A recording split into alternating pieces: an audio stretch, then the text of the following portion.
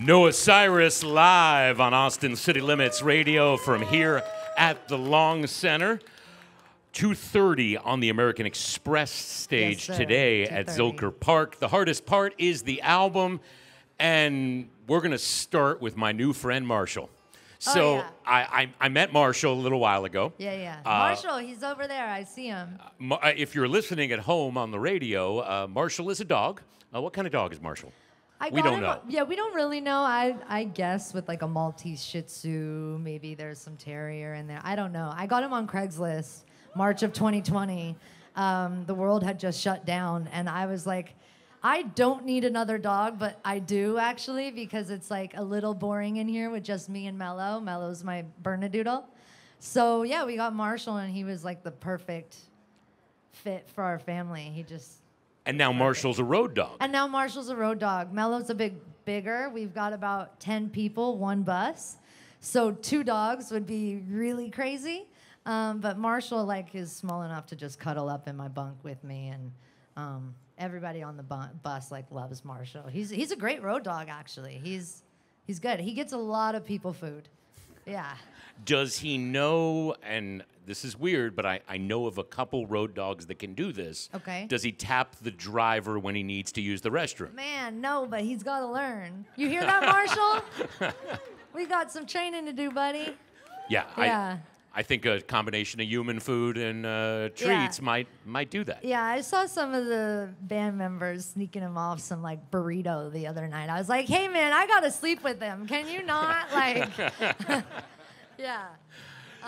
But yeah, he's the best little road dog. I'm actually shocked is that he's not as freaked out by all the loud noises and stuff, because we're playing in these little clubs and stuff, and in the it's so loud down in the dressing rooms, and he's just so good. He's loving it. For somebody who's been really open and honest about addiction and anxiety, etc., those are things that COVID made worse for everyone. Absolutely. You and and I were just talking about this. Yeah, I mean, you ended up getting help during COVID. Yes, sir. And it informs a bunch of the record.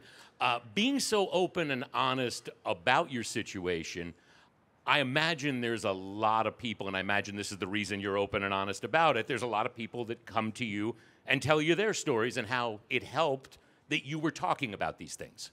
Yeah, I mean, I am always extremely honored by the opportunity of hearing someone's personal story. I wouldn't say, I would hope that by me being honest, it would make someone else want to start that conversation in their life. And, just getting more people open to the conversation as well, and it not being such a shameful thing, because it feels like it's something you should be so ashamed of, especially when you're in the midst of addiction, or like myself coming out of it and being in recovery. There's a lot of guilt and a lot of shame in that. So I think just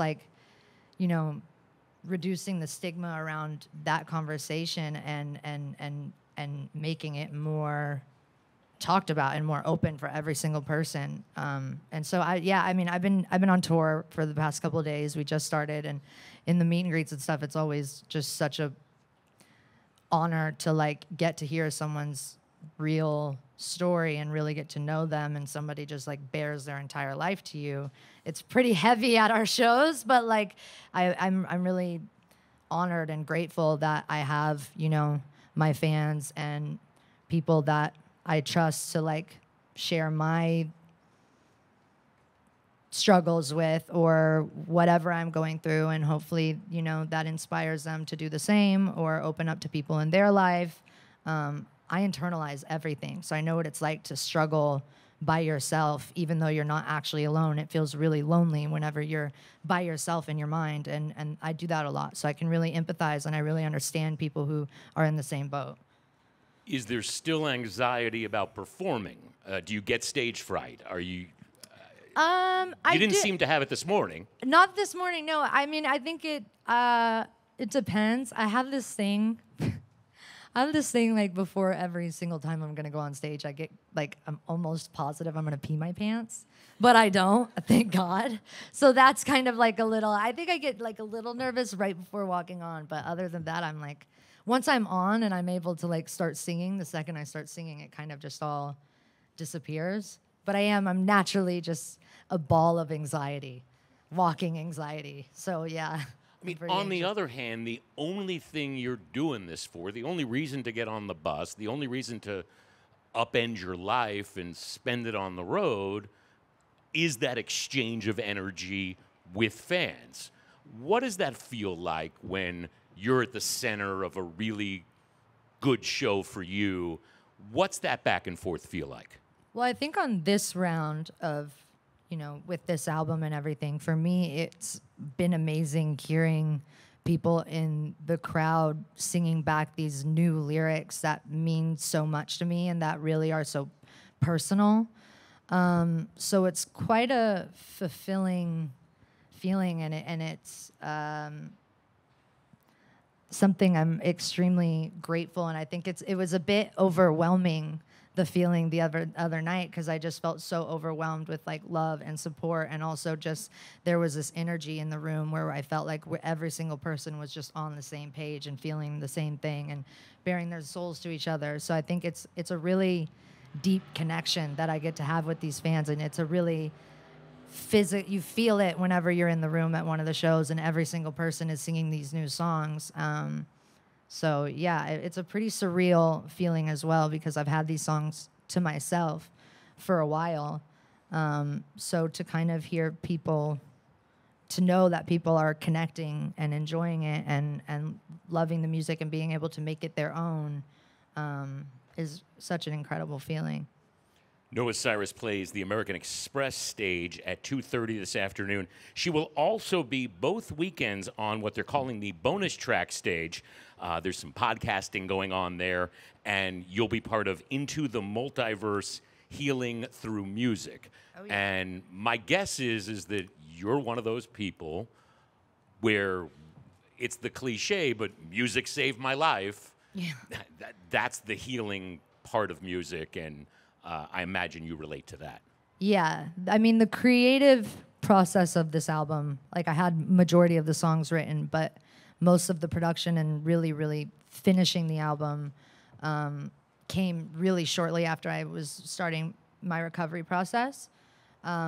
So in a lot of ways, I think this album completely, just music as a whole, but this album really saved me and saved my life in a way, because it gave me so much to focus on and so much to give myself towards in a time where I was really feeling like giving up every single day was a new battle. So yeah, I mean, music definitely has the power of healing, and I fully believe that. We're going to end here. The part of the Cyrus family that nobody talks about, the Crownsman Quartet. Who are the Crownsman Quartet? And it's your grandfather, but yes. Talk to me about. Have I told you about the Crownsman Quartet? No, we have not spoke of it. What, really? But tell me about the Crownsman Quartet. Well, that was my grandfather's gospel group, and I've grown up listening to that on a vinyl my entire life. My grandma died. I mean, not my grandma. My grandpa died when I was very young, so we didn't get much time with each other. But I really connected with him through his lyrics and through the harmonies. Harmonies are literally my favorite part of creating music. And I think there's so much, speaking of the Crownsman Quartet, I get so much of that whenever I sing with these two guys. And I really feel my grandfather's spirit on the stage. And I can feel, I just lost both of my grandmothers, my mom's mom in 2020 and my dad's mom just this August. And so that feeling again of like a really heavy energy kind of surrounds the stage. I feel like when I play certain songs or whenever we have these like big gospel harmonies, we're doing I'll Fly Away on tour. And so I feel so much of them in spirit and in me and in my music. The Crownsman Quartet is, again, my grandfather's group was a huge inspiration and is a huge inspiration to me. I've really idolized my grandfather my entire life. Yeah, he was such a talented man. Noah Cyrus, 2:30 on the American Express stage this afternoon in Zilker Park. Thank you. And again, right here at the Long Center, live on Austin City Limits Radio, Noah Cyrus. Public speaking is not my biggest strength, so thank you.